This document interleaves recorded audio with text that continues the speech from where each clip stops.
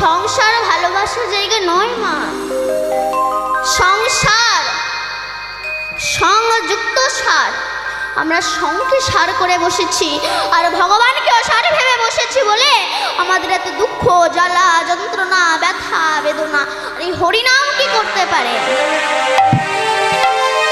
যদি দুটো কাজ আপনি করতে পারেন ভালোভাবে, তবে 1 বছরের মধ্যেই আপনি ভগবানের কল পেয়ে যাবেন। দুটো জিনিস, একটা হচ্ছে ব্রহ্ম মুহূর্তে উঠুন। আচ্ছা, ব্রহ্ম মুহূর্তের বাতাসটা তো নির্মল হয় কেন? পাখির ডাকে তো সুমধুর হয় কেন?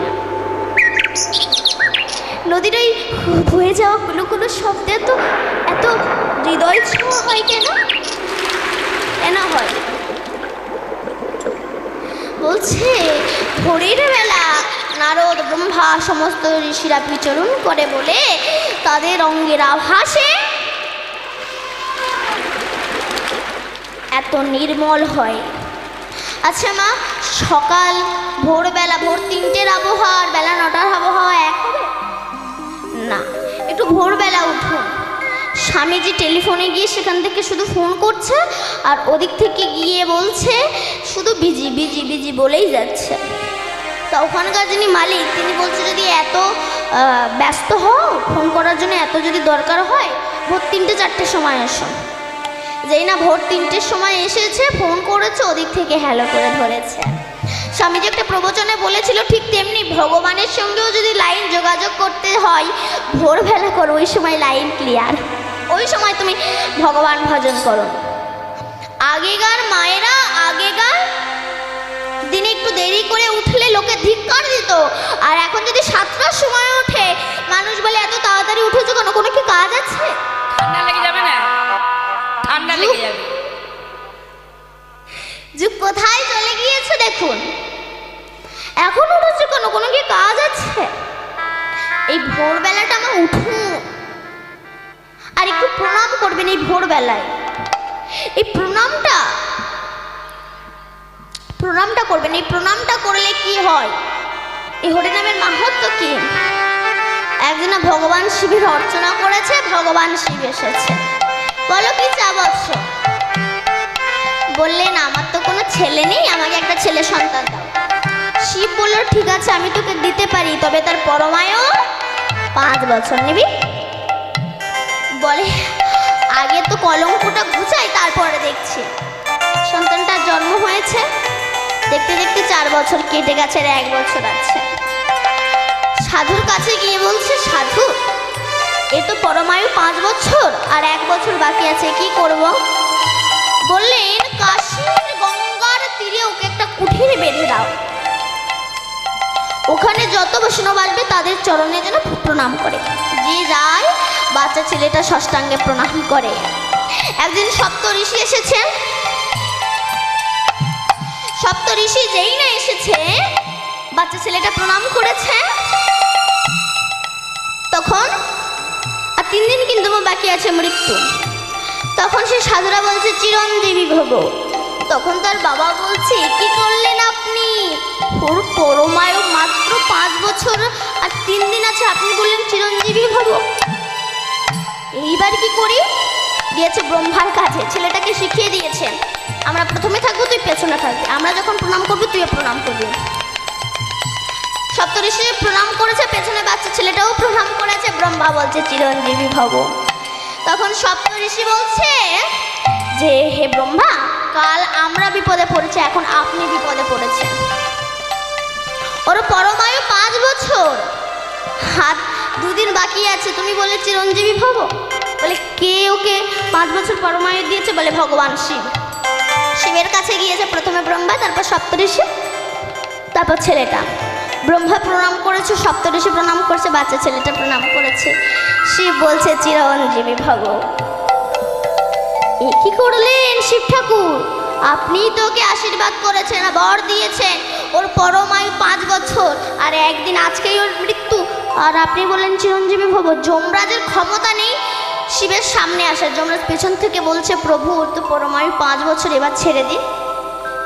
তখন শিব ঠাকুর জিলিপির প্যাঁচ কাটছে। আচ্ছা বলো তো তোমার হিসাবে 5 বছর না আমার হিসাবে 5 বছর? হ্যাঁ বলে না প্রভু, তোমার হিসাবে 5 বছর।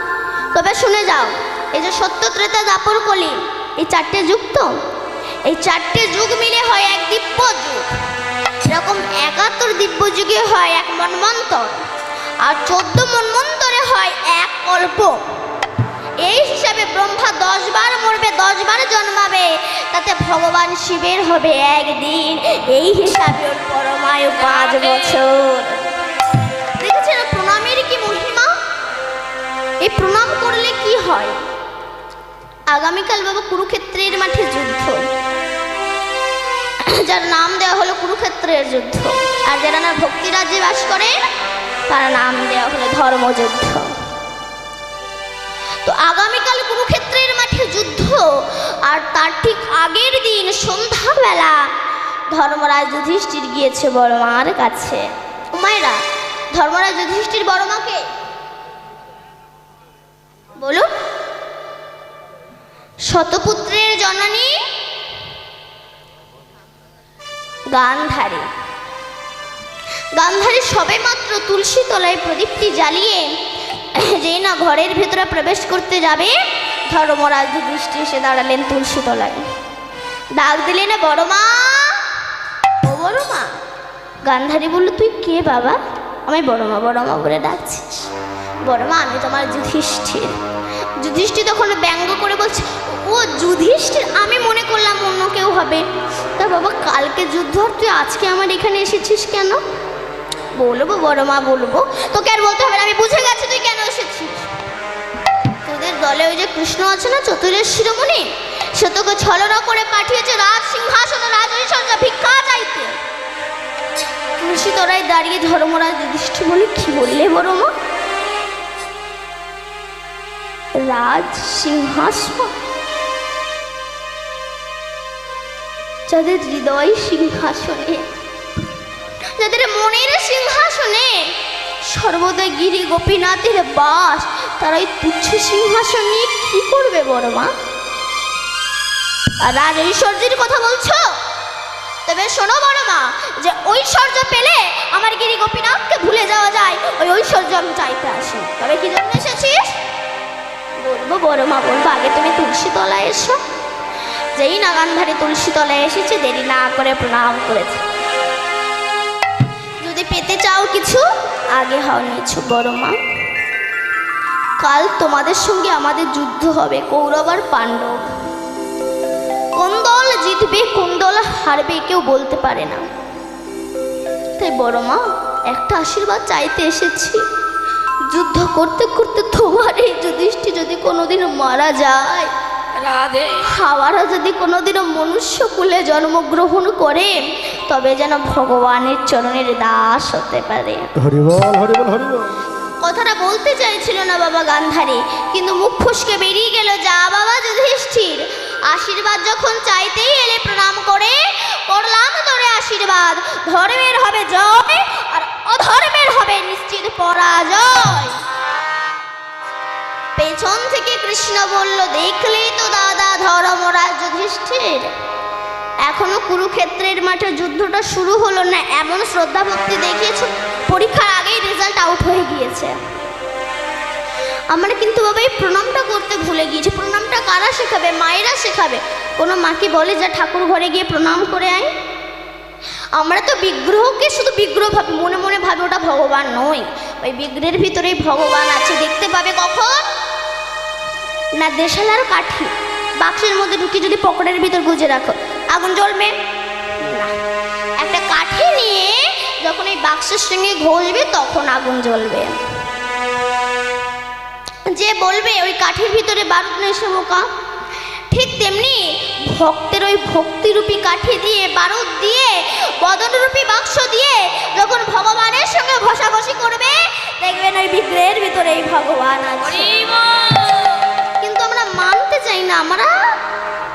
আমাদের এখনো লালসা আছে, মানতে চাই না আমরা। একবার একটা সাপ একটা ভেক মানে ব্যাংকে পেছন দিক থেকে আক্রমণ করেছে।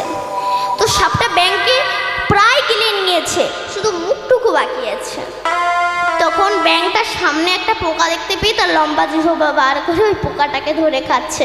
আমাদের অবস্থাও ঠিক তেমনি, সামনে মৃত্যু আমরা জানি, কিন্তু তবুও আমাদের এখনো ভোগের লালসা গেল না।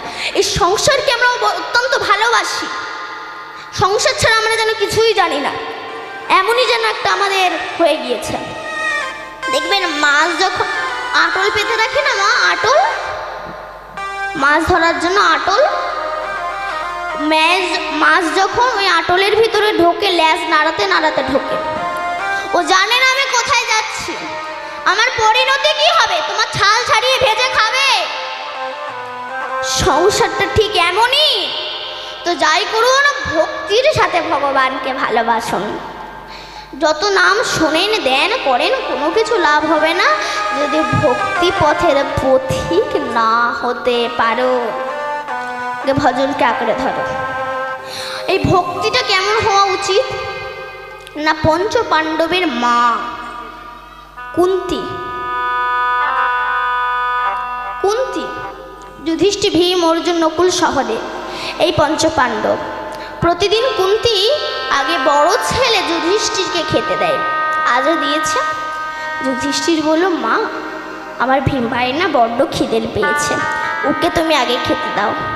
মা খেতে দিয়েছে, ভীম একাই সব খেয়ে নিয়েছে। মা বলল, খোকা তুই একাই সব খেয়ে নিলি, একবারও তোর ভাইদের কথা ভাবলি না, একবার তোর দাদার কথা ভাবলি না, একবার আমার কথা ভাবলি না, তুই একাই সব খেয়ে নিলি। কি রে, তোকে খাইয়ে খাই তোর কি উদর আমি পরিপূর্ণ করতে পারি না? কেন তোর এত খাই বল না। দেখবেন বাবা, গ্রামের লোক বললে মেনে নেওয়া যায়, কিন্তু মা যদি বলে, খোকা তোর এত খাই কেন, এই কষ্টটা কিন্তু কাউকে বলা যায় না। ভীম বলল, মা আমি খেয়েছি বলে তুমি আমি বলছো তো, ঠিক আছে বলো আমার কাছে কি চাও, তুমি যা চাইবে আমি প্রাণ থাকতে তাই এনে দেব। ও তো খাওয়ার খোটা দিয়েছে বলে তোর এত অহংকার, যা চাইবো তাই এনে দিবি? হ্যাঁ ঠিক আছে। হস্তিনাপুর থেকে কৃষ্ণ দ্বারকায় চলে গিয়েছে, তুই কয়েক মিনিটের মধ্যে আমার কৃষ্ণকে এখানে আনতে পারবি? ভীম বলল, মা জগতে এত কিছু থাকতে তুমি কৃষ্ণকে চেয়ে বসে? মা গো, হে তো সোজা ব্যাপার, আমি কয়েক মিনিটে নয় কয়েক সেকেন্ডে আমি আনবো। যুধিষ্ঠির বলল, ভাই তোর মাথা ঠিক আছে? এখান থেকে হস্তিনাপুর থেকে দ্বারকা 3 দিনের রাস্তা, তুই আনবি কি করে, সে আসবে কি করে? দেখো না দাদা, ভীমের হাতে যে গদাটা ছিল 80 মণ ওজনের গদা, সেই গদাটা মাথার উপর 3 বার ঘুরিয়ে শূন্যে ছুড়ে দিয়েছে, আর যে সোজাসুজি গদাটা পড়বে সেই সোজাসুজি মাথা পেতে দিয়ে ডাক দিয়েছে, কৃষ্ণ হে কৃষ্ণ।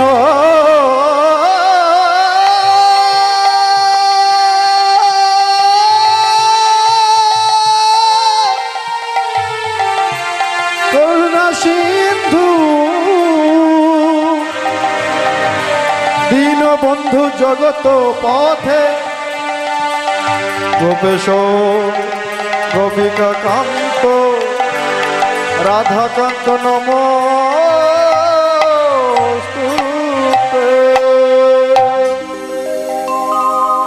আর আমার কৃষ্ণ সবে মাত্র দ্বারকায় গিয়ে যেই না বসতে যাবে, উঠে আসছে ছুটতে ছুটতে, ভীম দাঁড়া আমি আসছি। এসে ওই গদাটাকে এক হাতে ধরে ভীমকে ধুলা থেকে তুলেছে। ভীম কেন এমনটা করতে গেলি? এক্ষুনি যদি তোর অপঘাতে মৃত্যু হয়ে যেত। ভীম হাসছে, কৃষ্ণ যাদের পক্ষে তোর মতো করুণা সিন্ধু রয়, রাধে, আর কি কখনো অপঘাতে মৃত্যু হয়? আমি যদি তোর ছবির সামনে গিয়ে বলতাম, কৃষ্ণ আমার মা তোকে দেখতে চেয়েছে, তুই আয়, তুই কত বাহানা দেখাতিস, না আমার সময় নাই, এই নাই, কিন্তু এমন একটা কল করলাম তোকে আসতে বাধ্য করেছি আমি। কুন্তি দেখছে ভীমের বুকে আবার কৃষ্ণ দয়াময় দাঁড়িয়ে আছে। কুন্তি তখন ভীমের চরণের ধারে বসে বলছে, ভীম রে আর একটা জিনিস চাইবো তোর কাছে, বাবা দিবি? বলো মা। আর একটা জিনিস চাই বাবা, তোর হৃদয়ে যে ভক্তি প্রেম ভালোবাসা আছে যেন তোর মা কুন্তির হৃদয়ে দিয়ে দেয়, এছাড়া আমি যেন আর কিছুই চাই না। তাই গৌরাঙ্গ মহাপ্রভু আজ হরিনাম করছে সেই কৃষ্ণ আজ গৌর হয়ে এসেছে। শ্রীনন্দের নন্দন যেই শচীসুত হইল সে। শ্রীনন্দের নন্দন যেই শচীসুত হইলেন সেই। আমার রে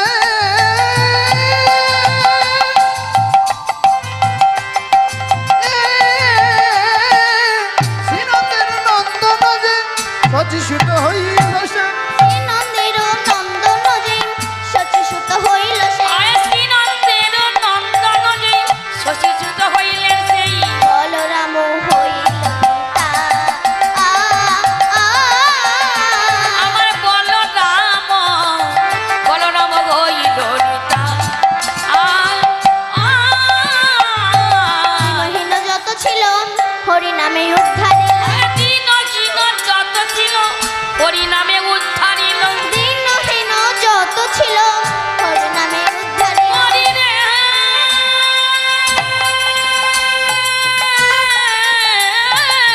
দিনহীন যত ছিল হরিনামে উদ্ধারিল। তার সাক্ষী জগায়ার মাধা। তাহার সাক্ষী জগায় মাতা। মহাপ্রভু নন্দ সুত ঋষভান সুতাযুত আরে হা প্রভু নন্দ সুত বিশ্ববানু সুতাযুত। করুণা কর হে বা। আমার করুণা কর হেইবা। মাধব করুণা কর হে বা। হে দয়াময় করুণা কর হেইবা। নরোত্তম দাস কেঁদে বলে যেন চরণ ছাড়া করো না। যেন চরণ ছাড়া করো না। যেন চরণ ছাড়া করো না। চরণ ছাড়া করো না। ওই চরণে শরণ নিলাম চরণ ছাড়া করো না। চরণে শরণ নিলাম চরণ ছাড়া করো না। ওই চরণে শরণ নিলাম চরণ ছাড়া করো না। ওই চরণে শরণ হরি হরি হরি বলে ওই চরণে শরণ হরি হরি হরি বলে। ওই চরণে শরণ আরে হরি হরি হরি বলে। ওই চরণে শরণ হরি হরি হরি বলে ওই চরণে শরণ যেন ছাড়া করো না। চরণ ছাড়া করো না। বিদায় গৌর হরি বল। ও মায়েরা এই যে পদটা গাইলাম না এই পদের মূল উদ্দেশ্য হচ্ছে ডাক যদি সঠিক হয় ভক্তের বোঝা ভগবানে বয়। রাত 12টার সময় আমার ভগবান মাথায় 2-4টে ইট নিয়ে যাচ্ছে। রাত 12টার সময় যাচ্ছে কেন? যদি নারদের সঙ্গে দেখা হয়ে যায় ও তো সারা দুনিয়া সাপ্লাই করে বেড়াবে। রাত 12টার সময় যাচ্ছে কিন্তু যেখানে বাঘের ভয় সেখানেই শুনতে হয়। যেতে যেতে নারদের সঙ্গে দেখা হয়ে গিয়েছে। নারদ মনে মনে বলে ভগবানকে বহু ডিজাইনে দেখেছি, এমন নিউ ডিজাইনে তো কখনো দেখিনি। আস্তে আস্তে কাছে কাছে প্রভু দয়াময় বলো তুমি এরকম মাথায় ইট নিয়ে কোথায় যাচ্ছ? নারদ কি বলো তো, আমার না একটা ভক্ত আছে, তার ঘর বাড়ি কিছু নাই, চোখের জলে ভেসে যায়, কৃষ্ণ গুণগান গায়, তার জন্য একটা ঘর বেঁধে দেবো, তাই ইট করেছি মাথায়। নারদ বলল যাচ্ছ যাও, তাই রাত 12টার সময় যাচ্ছ কেন? বলে আমার তো কোনো ইট ভাটা নেই, তাই পরের জিনিস চুরি করে নিয়ে যাচ্ছি। তো ইট ভাটা নেই তো, তাই আমি চুরি করে নিয়ে চলে যাচ্ছি। তখন বলছে ঠিক আছে। নারদ মনে মনে বলে যার জন্য আমার প্রভু ইট করেছে মাথায় সে ভক্তকে তো একবারে দেখতেই হয়। নারদ কি করেছে, রেডিমেড একটা ব্রাহ্মণ সেজে বেহালাটা গাছে ঝুলিয়ে আস্তে আস্তে কাছে গেছে। সত্যিই তাই, এক কৃষ্ণ ভক্ত চোখের জলে ভেসে যায়, ঘর বাড়ি কিছু নাই, 3খানা দায়ে ধার দেয়। নারদ মনে ভাবে নিশ্চয় পশু হত্যা করে খায়, তার জন্য 3খানা দায়ে বালি দেয়।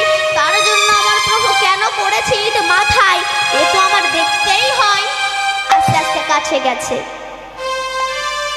আচ্ছা তুমি 3খানা দায়ে বালি দিচ্ছ কেন? বলে আমার তিনজনের উপর খুব রাগ আছে, তারা আসলে তাদের মাথা আমি কেটে নেব। নারদ মনে মনে ভাবে এর মধ্যে যদি আমি পড়ে যাই, বাবা পরিচয় দিয়ে লাভ নেই। বলে কার কার? বলে হিরণ্যকশিপুরের ছেলে প্রহ্লাদ। বলে কেন, তার আবার কি অপরাধ? বলে আরে বাবা তুমি জানো নাকি ওই হিরণ্যকশিপুর ছেলে প্রহ্লাদকে যে কিনা জলে ফেলে দিয়েছে, সাগরে ফেলে দিয়েছে, আমার প্রভু সবে খেতে বসেছে। আর প্রহ্লাদ অমনি হে কৃষ্ণ তুমি আমায় কৃপা করো বলে ডাক দিয়েছে, আমার প্রভু খাওয়া ছেড়ে ভক্ত রক্ষা করতে। যে ভগবানকে খেতে দেয় তার দেখতে পেলে তারা মাথা আমি রেখে দেব না। বলে ঠিক আছে সে না হল, আর কার উপরে রাগ? বলে অর্জুন। বলে অর্জুনের আবার কি অপরাধ? বলে কুরুক্ষেত্রের মাঠে কৃষ্ণকে সামনে দিয়েছে, নিজে পেছনে রয়েছে। আর বিশ্বদেব যেগুলো বান মারে ওই বান কৃষ্ণের বুকে লেগেছে। যে নিজে সুখে থেকে আমার ভগবানকে কষ্ট দেয় তারেও দেখতে পেলে তার মাথা আমি রেখে দেব না, তার মাথা আমি রাখবো না। আর কে? বলে সে হচ্ছে নারদ। ওইটা হচ্ছে সবচেয়ে বদমাস। নারদ 50 কিলোমিটার দূরে সরে গেছে। বলে আমার আবার অপরাধ কি পরিচয় দিয়ে লাভ নেই? দিয়েছে। তা নারদের অপরাধ কি? বলে সব সময় বিনা বাজায়, ভগবানকে খেতে দেয় না, শুতে দেয় না, বসতে দেয় না, ঘুমোতে দেয় না, সব সময় বিনা বাজায়। নারদ ছুটতে ছুটতে এসেছে, প্রভু মাথাটা লাগাও, আমি আরো দুটো হিট তুলে দিই। এমন ভক্ত যে পৃথিবীতে আছে আবার জানা ছিল না।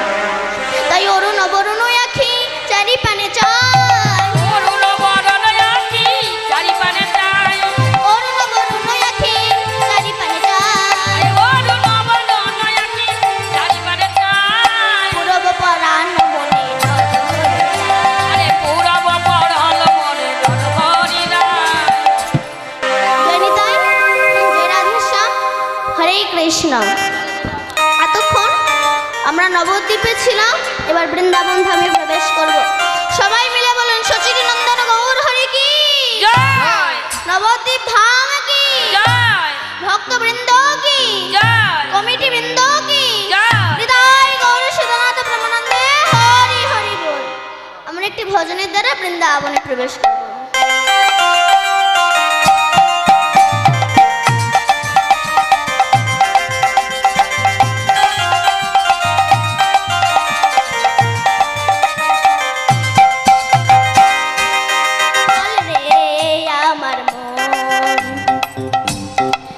তোমারে